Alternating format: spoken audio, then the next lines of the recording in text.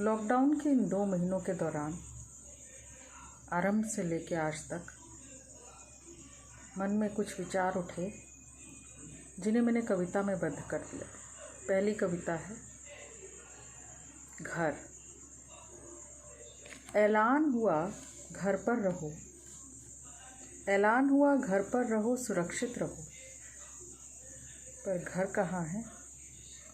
इन बेघरों का कहाँ छिपे हैं सड़कों पर सोने वाले बच्चे, बूढ़े, औरतें, जवान किस घर में हैं? है ये कहाँ सुरक्षित? दूसरी कविता शीर्षक विस्थापन। अरे कुछ तो समय देते, घरों में सुरक्षित करने से पहले घर तक तो पहुँचने देते, मरने तो देते अपनों के बीच कम से कम। महामारी से बड़ी महामारी मार ही देगी, बस मौत ही तो चुननी है, बस मौत ही तो चुननी है।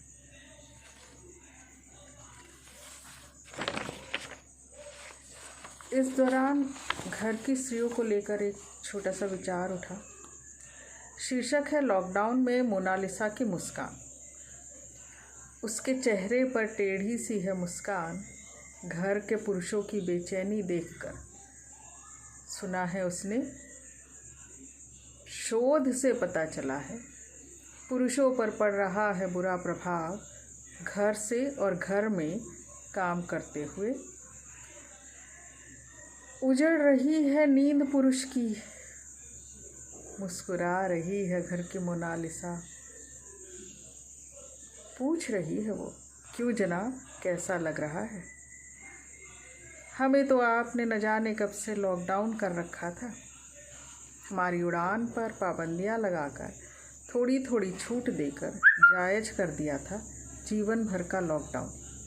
क्यों जनाब कैसा लग रहा है? घर में सुरक्षित बंद रहकर क्यों जनाब कैसा लग रहा है? मुस्कुरा रही है घर की मोनालिसा, कह रही है यह लॉकडाउन नया नहीं है मेरे लिए, यह लॉकडाउन नया नहीं है मेरे लिए।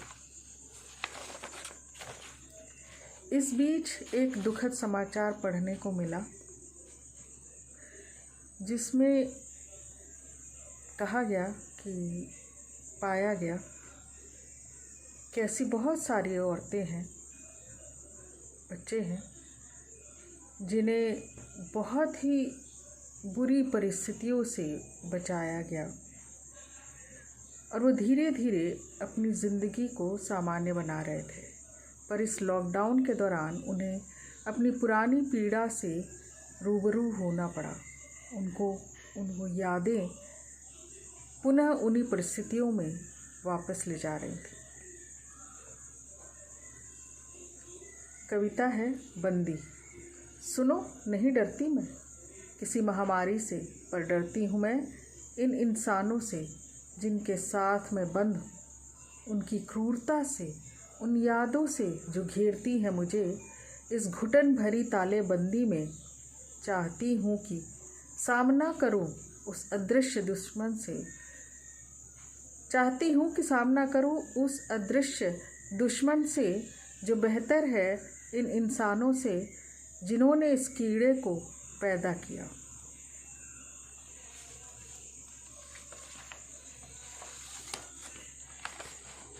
हजारों लाखों लोगों को सड़कों पर देखकर जिस तरह की पीड़ा होती है,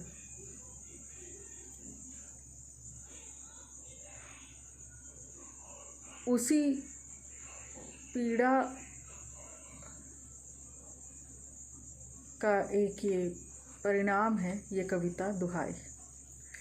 दुहाई है दुहाई राम से राम राज्य से, दुहाई है दुहाई राम से राम राज्य से।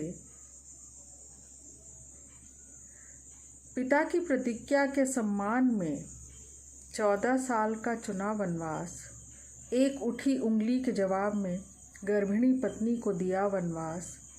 दुहाई है दुहाई आज प्रजा के रेले की, राम से राम राज्य से पूछ रहे हैं वो, दुहाई दे रहे हैं वो, कहाँ है राम, कहाँ राम राज्य। पूछ रहे हैं वो कृष्ण से, कुरुक्षेत्र में दुखी अर्जुन को गीता का पाठ पढ़ाया तुमने, दिया ज्ञान तुमने ऐसा अमर कि मरने मारने वाला इंसान नहीं, यह तो तुम्हारी ही लीला है। मरने मारने वाला इंसान नहीं, यह तो कृष्ण की ही लीला है। कौन किसको बचाता है, कौन किसका है हंता। दुहाई है दुहाई इन सैकड़ों इंसानों की, एक गजेंद्र को मोक्ष देने दौड़े दौड़े तुम ही तो आए। आज कहाँ छिप गए हो तुम, हजारों करोड़ों की पीड़ा भी नहीं है दिखती आकाओं को। क्या राम और कृष्ण सिर्फ एक झूठ थे, क्या राम और कृष्ण सिर्फ एक झूठ थे। याद रखो भिज गई जिस दिन मुट्ठियाँ इन भूखों लाचारों की, भिज गई जिस दिन मुट्ठियाँ इन भूखों लाचारों की, उस प्रलय की प्रचंडता में डूब जाएंगे ये आका भी। भिज गई जिस दिन मुट्ठियाँ इन भूखों लाचारों की, उस प्रलय की प्रचंडता में डूब जाएंगे ये आका भी। दुहाई है दुहाई, दुहाई है दुहाई।